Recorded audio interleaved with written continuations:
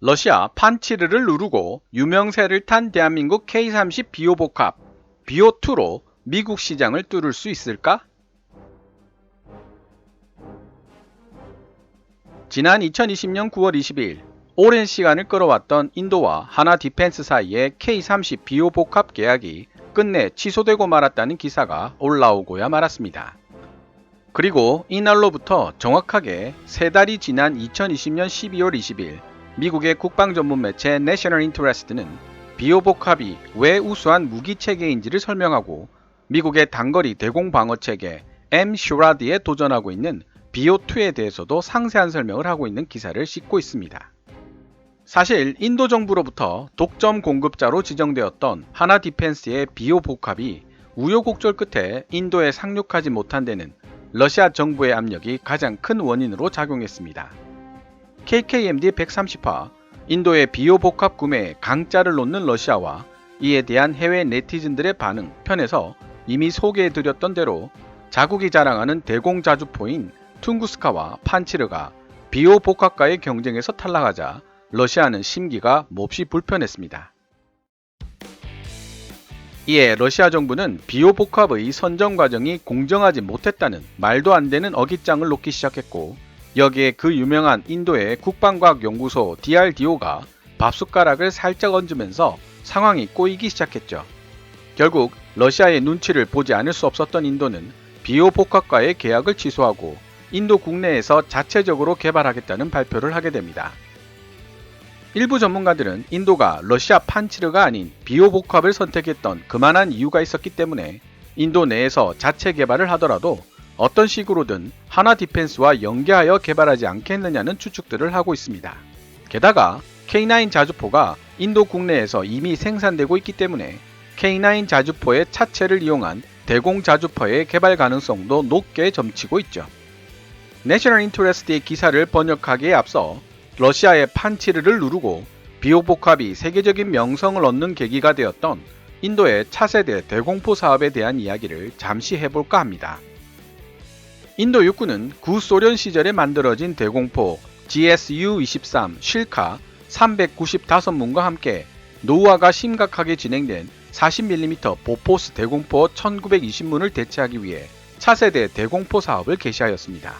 이 사업 내용 중에 하나 디펜스가 참여한 부분은 지상군 기계화 부대와 함께 이동할 수 있는 차량형 지대공 시스템이었는데요. 총 사업 금액이 3조 원 가까운 것으로 추정될 만큼 규모가 큰 사업이었습니다. 여기서 인도 정부가 차세대 차량형 지대공 시스템 수주전에 참가한 업체들에게 요구한 사항들을 살펴보면 왜 비오복합이 인도 정부의 선택을 받았는지를 잘 알 수가 있습니다. 먼저 인도 정부는 계약에 성공한 차세대 차량형 지대공 시스템을 인도 현지에서 면허 생산하는 것은 물론 시스템에 통합되어 있는 지대공 미사일에 관한 원천 기술과 유지 관리 기술의 이전을 요구했습니다. 비오복합에 통합되어 있는 지대공 미사일은 바로 신궁인데요. 여러분도 생각하셨겠지만 인도 정부의 요구사항을 만족시키기 위해서는 신궁의 원천 기술이 대한민국에 있어야만 합니다. 하지만 LIG 넥스1이 개발한 신궁의 가장 핵심적인 기술인 이중대역 시커는 원래 러시아에서 개발한 기술이었습니다. 사실 인도 정부는 차량형 지대공 시스템 사업 이전인 2010년에 차기 휴대형 지대공 미사일 사업을 시행했었는데 이때 신궁도 도전을 했던 적이 있었습니다. 인도 정부가 신궁의 성능에 대해 우수한 평가를 내렸음에도 바로 이 원천 기술 이전 문제 때문에 탈락할 수밖에 없었죠. 뼈아픈 교훈을 얻은 LIG 넥스1은 자체 예산 450억을 투자해 이중대역 시커의 완전 국산화에 성공합니다. 만약 이중대역 시커 기술의 국산화에 성공하지 못했더라면 비오복합도 결코 선택받지 못했을 것이라는 사실을 알 수 있습니다. 해외 기사에 대한 배경 설명은 이 정도로 하고 미 국방 전문 매체 내셔널 인터레스트의 2020년 12월 20일 기사를 번역해 보도록 하겠습니다. 기사 원문은 노란색 글자로 표시됩니다. 기사를 쓰기에 앞서 먼저 이 이야기부터 해야 할 필요가 있을 것 같다. 미국의 지원이 없다면 한반도의 이 작은 나라가 군사적 무력함에 빠질 수밖에 없을 것이라는 우리의 생각이 얼마나 잘못된 것인지를 보여주는 여러 증거들 중에 하나가 바로 대한민국이 만든 대공포 비오라는 사실이다. 대한민국이 만든 K-30 비오 자주 대공포는 유명한 러시아의 판치르 지대공 시스템을 누르고 인도에게 비공식 우선 협상 대상자 지위를 얻어내면서 국제적인 명성을 얻게 되었다. 입찰에서 패배한 러시아가 공정하지 못한 절차였다고 반발하며 인도 정부에 영향력을 행사했고, 그 결과 인도 내부에서 발생된 여러 논란으로 인해 대한민국과의 비오 구매 계약이 현재 취소된 상태이지만 인도 정부와의 계약 성사 여부와는 관계없이 그 이전부터 비오가 세계에서 가장 우수한 대공 방어 시스템들 중 하나로 전문가들에게 인정받았다는 사실에 주목할 필요가 있다. 대한민국이 보유하고 있는 대부분의 K-30 비오가 신형 비오 복합을 표준으로 업그레이드 되고 있을 뿐만 아니라 새롭게 설계된 비오2가 수출용으로 제한되면서 비오 대공방어 시스템은 최근 몇 년 동안 놀라운 진화를 보여왔다. 그렇다면 진화된 비오 복합과 비오2는 원래의 디자인인 K-30 비오의 어떤 점들을 개선한 것일까? 원래의 비오는 1990년대 독일 게파트 자주 대공포와 유사한 단순 쌍열포 디자인으로 만들어졌다. 그러나 독일 게파트나 러시아 실크와는 달리 K-30비오는 전자광학식 조준경과 적외선을 이용하여 목표물을 추적하고 교전하며 레이더는 목표물을 찾을 때만 사용될 뿐이다. 비오가 최종 교전에 있어 공격 레이더가 아닌 전자광학식 조준경을 사용하기로 한 결정은 공격 레이더가 저고도를 비행하는 목표물을 대상으로 하는 경우 지면 방해물로 인해 발생하는 지면 반향 그라운드 클러터 때문에 현저하게 정확성이 떨어진다는 점을 의식한 것으로 보인다. 미소 냉전 말기에 미국이 생산했던 대공포 M247 서전트 요크는 바로 이러한 지면 반향 문제 때문에 크게 고통받았고 결국 50대만 생산된 후 고철덩어리 신세로 전락하고 말았다. 자료에 따르면 M247 서전트 요크에 사용된 사격 통제 레이더는 F-16 전투기에 탑재되었던 AN/APG-66 레이더였는데 섬세한 공대공용 레이더를 대공 차량에 탑재하다 보니 지면 반향으로 인한 오작동이 빈번했다고 합니다. 심지어 1982년 시제품 시연 때에는 표적물이 아닌 참석했던 정부 주요 관계자들과 군 장성들을 조준해 큰 소동이 벌어졌다는 에피소드가 있습니다.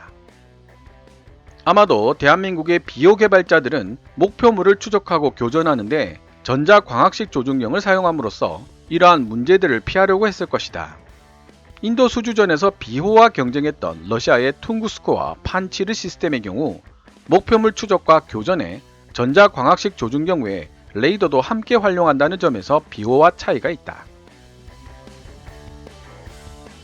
유효 사거리를 늘리기 위해 2013년 비호에 지대공 미사일 샘 신궁이 추가되었으며 이 신궁 미사일은 비호 대공포 시스템의 유효 사거리를 2배 이상인 7km까지 늘렸다.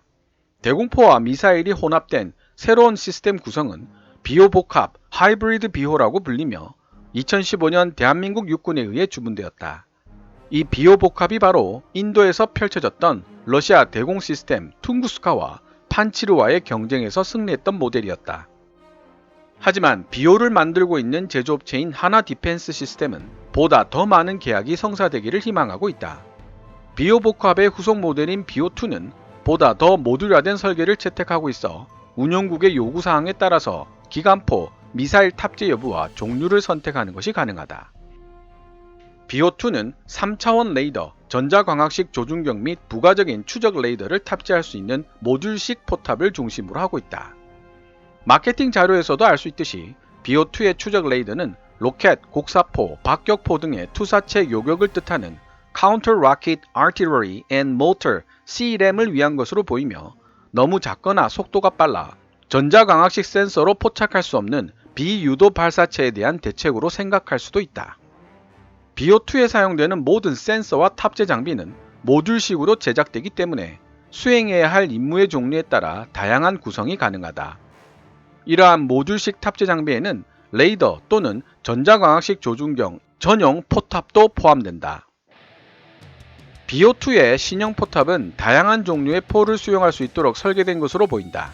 BO2에 대한 슬라이드 자료에서는 고객의 필요에 따라 30mm, 35mm 또는 40mm 포를 장착할 수 있음을 시사하고 있다. 뿐만 아니라 BO2의 미사일 발사대 역시 모듈식으로 설계되어 있다. 단거리, 중거리 지대공 미사일 발사 장치와 심지어 대전차 미사일 발사 장치도 포탑 양쪽 측면에 장착될 수 있는 포드 형태의 옵션으로 제시되고 있다. 한 예로 제시된 BO2의 구성은 AIM-9X 대공 미사일 4발로 구성된 쿼드팩 2개, 즉 8발의 AIM-9X 공대공 미사일을 모듈식으로 무한궤도 차체 위에 탑재한 형태를 보여주고 있다. 이러한 BO2의 신형 포탑의 유연성만큼이나 다양하게 활용할 수 있는 것이 바로 이 포탑이 장착될 수 있는 플랫폼이다. BO2는 자주포 플랫폼으로 만들어질 수도 있고 견인포 플랫폼도 가능하며 트럭 위에 장착되는 형태로도 만들어질 수 있다. 그러나 BO2는 아직 실물로 만들어지지 않은 설계도상의 무기에 불과하다. 설계도면상으로 보이는 BO2의 고도로 모듈화된 시스템은 일견 훌륭해 보이고 군 관계자들에게 실시하는 프레젠테이션에서 좋은 반응을 얻게 될지는 모르지만 이 시스템이 실제로 설계대로 작동할지는 앞으로 시간을 두고 지켜봐야 할 일이다. 현대적인 전자 시스템들이 서로 통합되고 네트워크화되는 특성을 가지고 있음에도 불구하고 복잡 다양한 구성 요소들을 서로 충돌하지 않게 결합하는 작업은 생각보다 어려운 일이 될 수도 있다.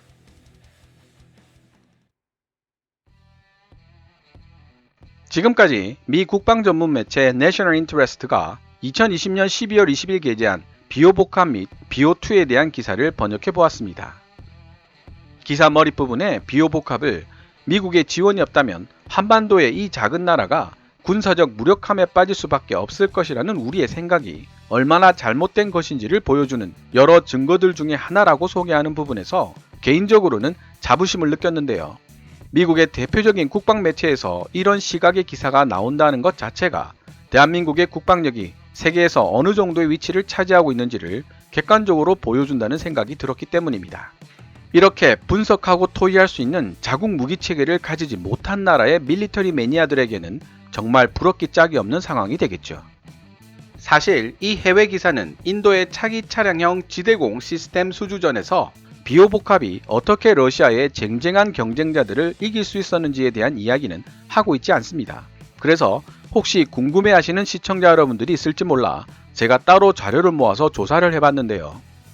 당시 비오복합이 러시아의 퉁구스카나 판치르를 제칠 수 있었던 이유 그 첫 번째는 앞에서도 말씀드렸던 신궁 지대공 미사일 원천 기술의 국산화 성공이었고, 두 번째 이유로 지목되는 것이 바로 인도 국방부가 수주전에 참여할 수 있는 무기 체계들을 신뢰성이 높은 현재 야전군에서 실제로 운용하고 있는 모델로 제안했다는 사실입니다. 러시아 무기들을 도입하면서 숱한 고생을 경험했던 인도는 이런 문제를 반복하지 않기 위해 많은 노력을 했습니다. 그 한 예가 바로 인도 공군이 사용하고 있는 210여 대의 수호이-30 MKI입니다. 당시 수호이-30 MKI는 야전군인 러시아 공군도 운용하고 있지 않았던 최신 기종인데요. 그러다 보니 사업비가 폭증하고 납품 일자도 엿가락마냥 연기되었을 뿐만 아니라 도입이 끝난 무기체계의 품질하자 문제도 만만치가 않았던 것입니다. 실제로 도입된 210여 대의 수호이-30 MKI 기체들 중 무려 115대에서 126대 정도가 정비와 수리 문제로 운행 정지가 되었을 정도였다고 하니 무조건 신뢰성이 확보된 무기체계여야 한다는 조건이 붙은 것입니다. 판치르의 경우 시리아 내전을 통해 실전에 투입되었지만 매우 좋지 못한 모습을 보여줬습니다. 목표물 격추율이 20%대에 머물렀다는 평가도 나와 있을 만큼요. 사실 판치르의 성능은 비오복합을 압도한다고 보는 것이 객관적입니다. 단지 한 가지 조심해야 할 점은 어디까지나 이는 서류상으로 기록된 스펙이 그렇다는 뜻이죠. 판치르가 사거리 15km급의 지대공 미사일을 갖추고 있지만 비오복합의 신궁은 사정거리가 절반인 7km에 불과합니다. 또한 2차원 레이더를 보유한 비오복합에 비해 판치르는 강력한 3차원 레이더를 갖추고 있어 순항 미사일은 물론 마하 2의 속도로 날아오며 레이더 반사 면적이 0.1제곱미터에 불과한 AGM-88 대레이더 미사일과 소형 공대지 무기도 요격이 가능합니다. 실전에서 판치르가 인상적인 모습을 보여주지 못한 것도 문제였지만 비오복합보다 고사양을 추구하다 보니 가격도 비오복합의 배 이상 비싼 것으로 알려지고 있습니다. 정확한 데이터는 알려져 있지 않지만 UAE에 판매된 가격이 최소 150억 이상으로 추측되는데요. 이에 비해 K-30 비오복합의 가격은 50억대로 알려지고 있습니다. 파키스탄과 중국의 대전차 헬기 정도를 견제하는 것을 목적으로 차량형 대공포 사업을 진행한 인도 입장에서 봤을 때 러시아 판치르는 지나치게 비싸고 고사양인데다가 성능마저 불안하다는 생각을 했었을 것입니다. 결과적으로 봤을 때 러시아의 방해로 비오복합이 직접적으로 인도에 수출되는 길은 막혀버렸지만 하나 디펜스는 비오2를 설계하여 이번에는 미국 시장에 도전하고 있습니다. 이번 미 국방 매체 내셔널 인터레스트가 비오2에 대해 상세하게 다룬 것은 이런 상황이 배경이 되었겠죠. 사실 K-30BO나 비오복합은 저고도로 침투해 들어오는 북한의 유인 전투기를 상정해서 설계한 무기체계이기 때문에 소형 무인기나 드론 대응에는 취약하다는 평가를 받았습니다.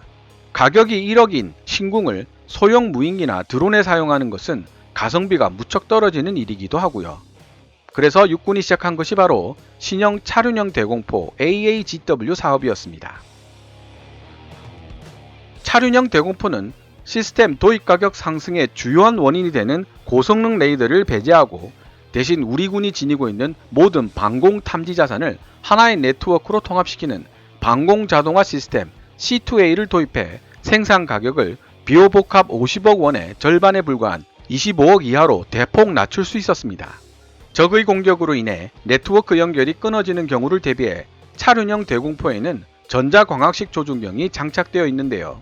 하지만 전자광학식 조준경은 야간이나 기후 조건이 악화되는 경우에 사용할 수 없다는 문제점이 있습니다. 이런 최악의 조건일 때 활용할 수 있는 존재가 바로 비오복합인 것입니다. 게다가 하나 디펜스가 미국의 단거리 대공 방어 체계 M-SHORAD에 도전하기 위해 계획하고 있는 비오복합의 업그레이드형 비오2는 유인기와 드론 모두에 적절하게 대응할 수 있는 성능을 갖추고 있습니다. 신형 차륜형 대공포를 위해 개발된 전자광학식 조준경과 강력한 3차원 레이더를 장착하고 있으며 모듈식으로 제작되어 광범위한 호환성을 자랑하게 됩니다. 예를 들면 AS-21 레드백 차체나 타이곤 차륜형 장갑차, 심지어 미국 육군이 운용하는 스트라이커 장갑차 차체에도 탑재가 가능하다는 뜻입니다.